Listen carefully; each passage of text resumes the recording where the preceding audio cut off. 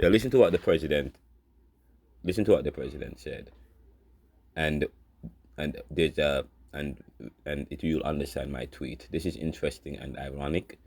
20 years and no pardon for those who attack Musk Teslas, but pardons or no time for those who attacked the Capitol on January 6th, or politicians, family members who commit real crimes. Because I'm not leaving out anybody, okay? I'm not leaving out. I don't want people to say I'm a dem or I'm being a liberal or I'm being a Republican, because Biden pardoned his son. Yes, he committed a crime. He was convicted of a crime. Donald Trump was convicted of a crime. Stormy Daniel and hush money scandal. Yes, campaign financing, so on and so forth, and January 6th, and of course there was Trump University settled out of court. That is not bad, okay? That's compared to people who attack Musk. I'm not saying that. And by the way, I did tweet that I am incensed by Americans who are vandalizing American innovation. And I've oftentimes said that's not the way you resolve problem. You don't resolve problem by tearing down the structure, the edifice, because at the end, you need something to drive. You need somewhere to live. That's all people know how to do when they fight. They're not being heard. Oh wow, that's a powerful. Say it again. That's all people know how to do. How to do that? That's all people know when they feel as though they're not being heard. Yeah, correct. When people are being cornered, they strike. When people feel as though they're powerless, they strike. It's a sociological issue. That's how human beings. That's how species. When a lion corner a bear, the bear might be running, but at some point the prey at some point will stop. Yeah. When he can't run anymore, he's gonna try and fight, and if he can't fight, he'll run. But when he's cornered, he's gonna do everything he can to fight, until that's it. Okay, yeah. He's gonna fight, and he's gonna do everything he can. Or there's some animals have no chance, okay, but they probably will strike at some point just to try something, okay. But anyways, but that's interesting. But that does not give them any right though to vandalize. I'm gonna read my tweet, but listen to what Donald Trump said earlier. And if we don't have Elon, they could be up there a long time. Who else is going to get him? And I just want to thank him. He's going through a lot, what they're doing to him. And these people are going to be caught, and they're going to be caught, and they're going to be... First of all, let me stop right here. He is speaking so passionately about Elon Musk. Mm-hmm. Yes, he is. This is unfair competition. Many companies have had to deal with vandalization. Every day companies are vandalized. Every day companies are dealing with theft and so on. And they have insurance and all of that, and they have coverages and so on and so forth. But that's the point. But the fact that to single out Elon Musk, to single out a particular business, and to give them all that, and to bring the car to the White House, that's unfair to competition, to capitalism, to what I know is this is this looks like communism. I'm not saying no. The police should hold them. The police should hold these people accountable. But from the level of the presidency and bringing the cars they're trying to get Americans to buy, and now telling them, oh, this is what. And then they are looking serious in their three-piece suit. This is gangster. That's how gangster operate. Wow, this has become a gangster presidency. Listen to Donald Trump. What they tell me, I see this just by watching your programs. He's going through a lot, what they're doing to him. And these people are going to be caught, and they're going to be caught, and they're going to be prosecuted. And from what they tell me, I see this just by watching your programs and reading the news, but from what they tell me, they could get 20 years in jail, and they'll get it. I'll tell you, there's going to be no leniency, and there'll be no pardons. I can tell you that right now. And you said this morning 20 years in jail, and then maybe you said this morning 20 years in jail, and then maybe they'll go to one of these prisons in El Salvador. Do you think with the way that the judges have been issuing injunctions, it would be easier or harder to send these Tesla domestic terrorists to a jail in El Salvador than these MS-13 or Tren de Arrival guys? Well, I view these people as terrorists just like others. When I looked at those showrooms burning and those cars, not one or two, like 7, 8, 10 burning, exploding all over the place. These are terrorists. You didn't have that on January 6th, I can tell you. You didn't have anything like that on January 6th, which is sort of amazing because on January 6th, the Democrats were talking. Nobody was killed other than a very beautiful young woman, Ashley Babbitt. Nobody was killed. And you look at what's going on now with these terrorists. These are terrorists, and that's an organized event. You know, take a look at their signs. Take a look.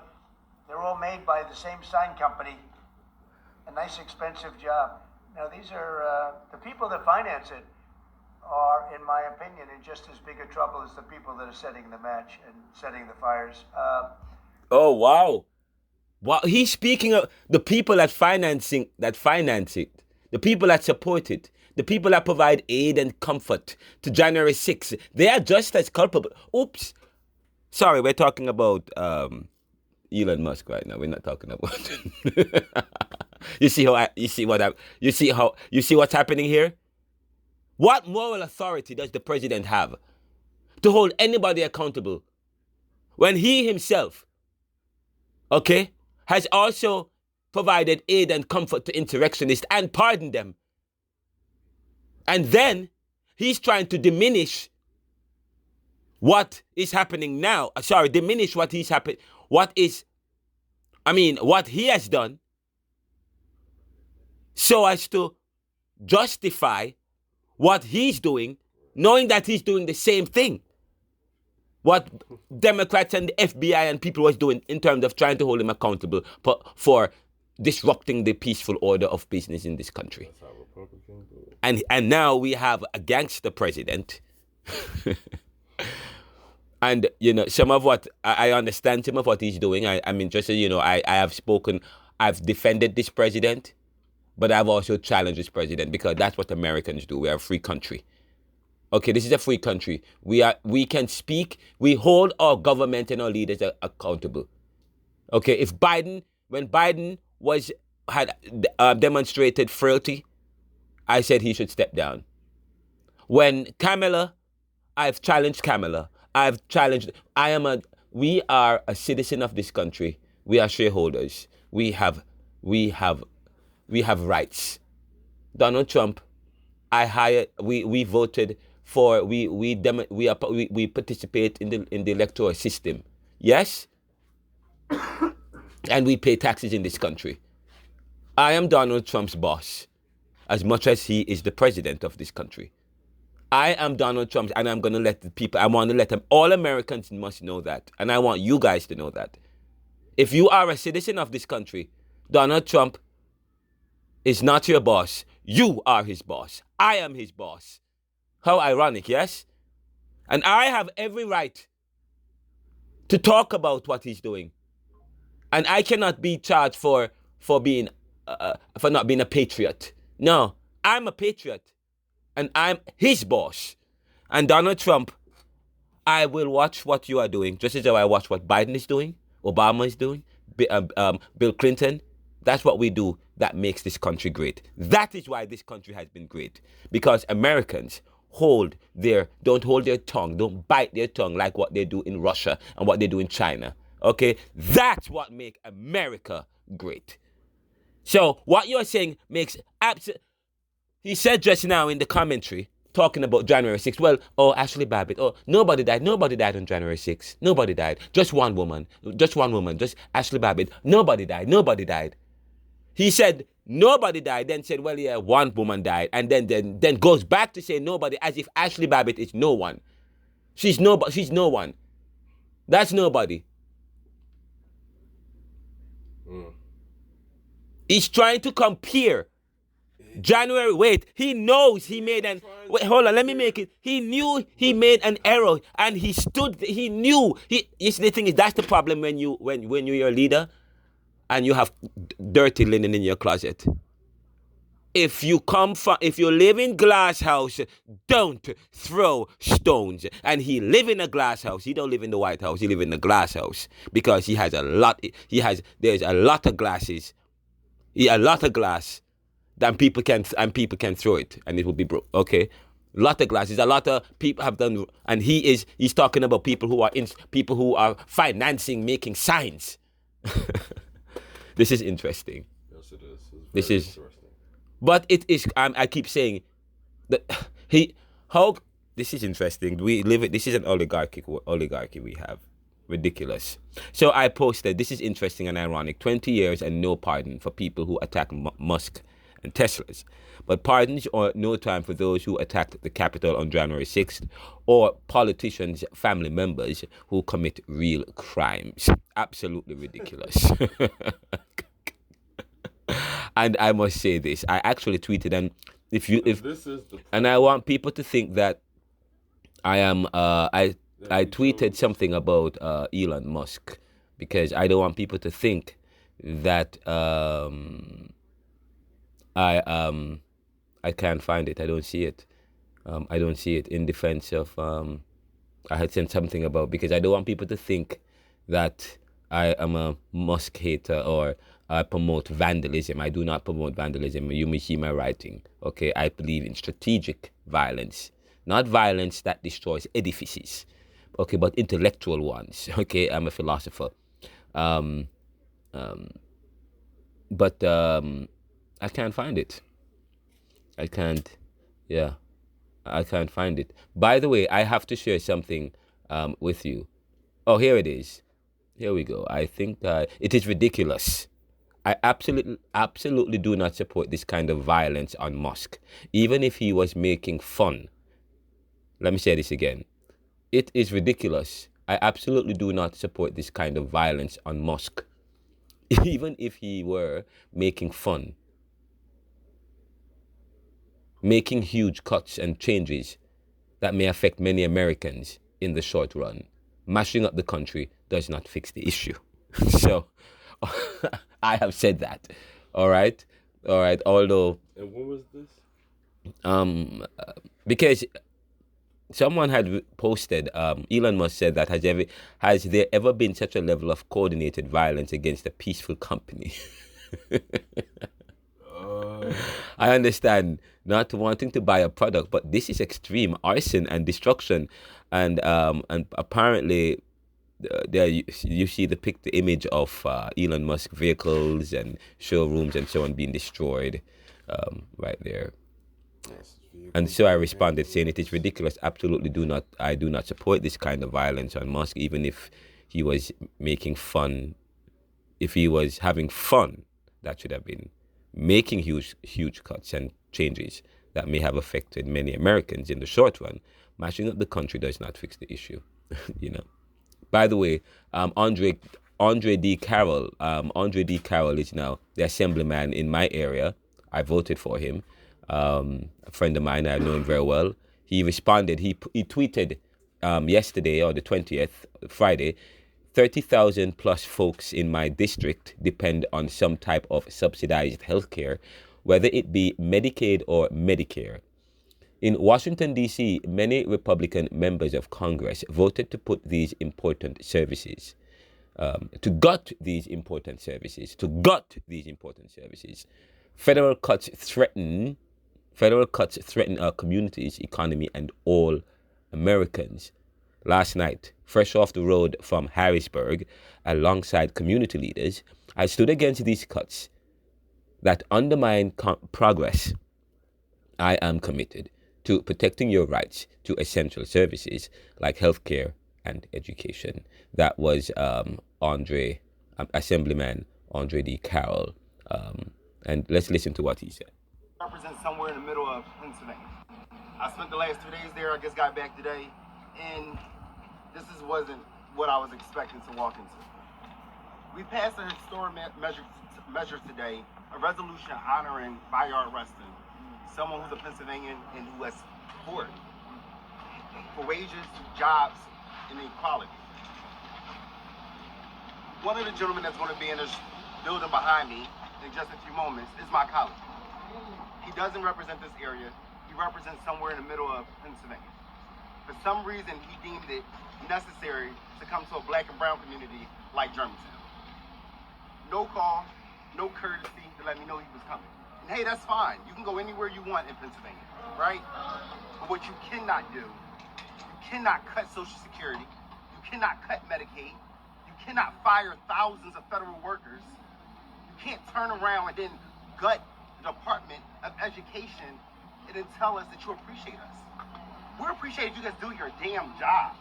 Take the oath that you took and take it serious and protect people and make sure that all Americans have the opportunity to thrive and not just a few. Yeah. It's very simple. It's not difficult. Math is simple. When you cut things, people have less. When you invest, people have more. That's not what these guys are doing. And until they do that, they can get the hell out of our community. That's right. Wow. That's Andre D. Carroll. I like what I'm hearing from him. Love it. We've got to get him on the show. He is in our community. I know him very well. We got to get him on the show. He actually wanted to come. He was supposed to come on the show before he was supposed to come on the show before he became an assemblyman, but we did talk. But I hope I get him on the show. And powerful. I like what I'm hearing from him. So I actually messaged him today. I actually retweeted it, and somebody responded. Harry Lopez says, political pimps, absolutely worthless. But of course, I responded by saying, yes, he is worthless because he is not a sycophant to the oligarchs that you serve. So he is now branded a pimp and worthless. Yes, he is worthless to those who want to use him against the most vulnerable. I would be worthless to an agenda that is promoting policies that are subservient to my community. So yes, that's how you respond. You use the judo technique of argumentation. You bring the weight of their argument down. He said, you are worthless. Yes, I'm worthless. Worthless to your agenda. This is the Neoliberal podcast. And just so you know, coming up today, Caribbean Thought Extended. We discuss Turks and Caicos immigration issue with somebody actually who is from Jamaica but living in Turks and Caicos who's part of the education system here. A member of I'm her professor as well, but I happen to have her on the podcast today. Caribbean Thought, the new series called Caribbean Thought Extended, where after the class we contend with some issues. Turks and Caicos have an immigration issue. There are more immigrants in Turks and Caicos than the Turks themselves. That is posing an issue. Oh my God. You got to listen to that. Secondly, Trinidad and Tobago right now has declared a state of emergency. Trinidad and Tobago has declared a state of emergency. There's crime, and there's an issue of crime and corruption, and I understand that the commissioner of police was arrested because he is friends or have some connections with the leader of one of the gangs who are bringing in the guns in the country. We talk about that. And of course, we have somebody who is in Trinidad and Tobago on the show who will tell us more. And thirdly, Haiti's continued struggle for independence and prosperity. We also have somebody from Haiti on the show, Caribbean Thought Extended series coming up, part 1. We will be talking about that with us. That's later today on the Neoliberal podcast. It's hot. We also have The Pulse. We will be recording at 8 o'clock tonight. And then, of course, tomorrow we will release that show, Caribbean Thought Lecture Series, also Lecture 6. We have to release that. There is the JFK assassinations to discuss that, and that's going to be a major production, because we're also going to show some videos, and we were going to be sharing an article that Donte Nelson wrote about the JFK assassination, giving you some updates on that. Yes. Yes. Yeah. Yeah. Is the article published? Yes, the article is published. You can go and find it on the website, the Neoliberal Incorporation.com. The Neoliberal.com. Yes.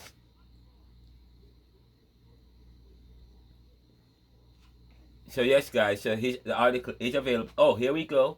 I am actually listening. I'm actually pulling up the article now. Newly declassified. Here is the article. Newly declassified JFK assassination documents reveal fresh insights and lingering questions. The assassination of President John F. Kennedy on November 2022, 1963, remains one of the most significant and controversial events in American history.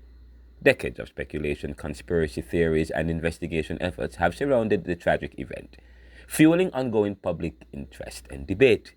Recently, the United States government released thousands of declassified pages related to the assassination, shedding new light on the circumstances, key figures, and potential motives behind the killing. The article explores the contents of the newly declassified documents, the historical context, and the implications for understanding one of the most scrutinized moments in modern American history. That is the article published on yesterday in the Neoliberal journals at the Neoliberal Corporation Moral Magazine website page, theneoliberal.com. Please visit us at theneoliberal.com. So that's the article published, written by Donte T. Nelson, who is actually a producer here at the Neoliberal and one of the ex officio officers.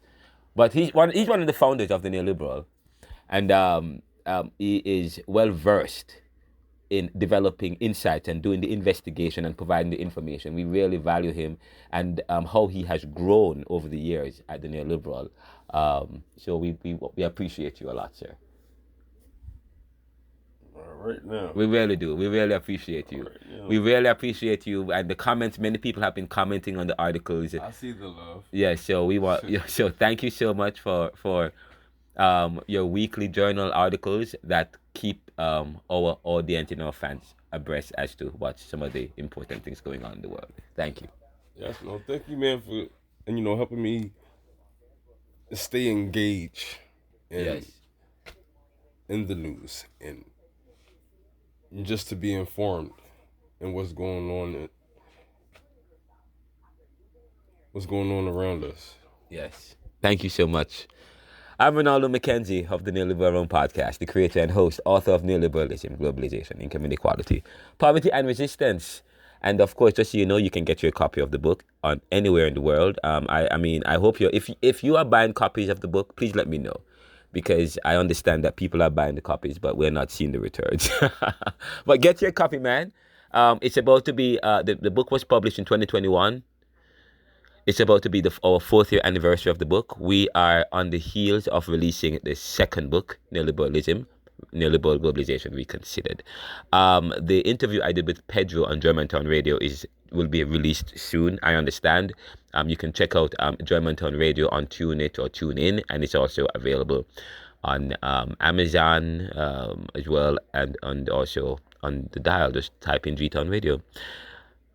Visit us at theneoliberal.com, RenaldoCMcKenzie.com, anchor.fm/theneoliberal, YouTube at Renaldo McKenzie, Renaldo without the Y, McKenzie without the A.